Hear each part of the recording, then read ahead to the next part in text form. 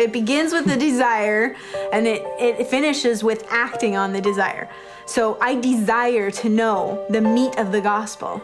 And in acting on that, I sit down daily and I read my scriptures with a notepad and a pen and something to write down my thoughts and remember.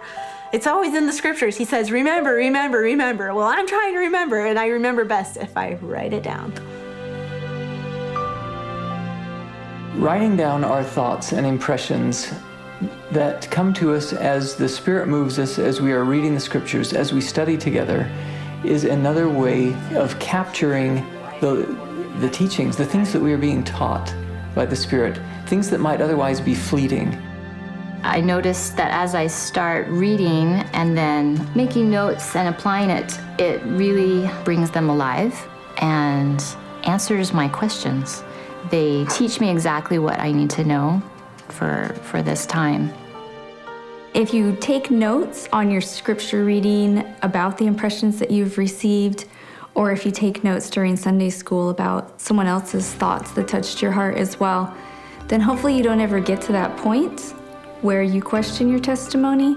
But if you do, you can go back and read those, and those were your own words and your own impressions, that a time where you felt the Spirit really strong in your life. But hopefully you're also referring to those notes anyway to constantly remind yourself of those inspirations and to always have the Spirit in your heart and in your home.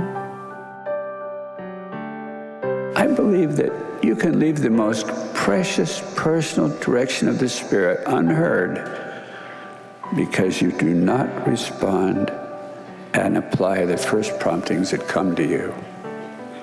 Inspiration carefully recorded shows God that His communications are sacred to us.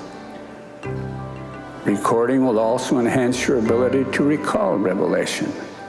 By careful practice to the application of correct principles and being sensitive to the feelings that come, you will gain spiritual guidance.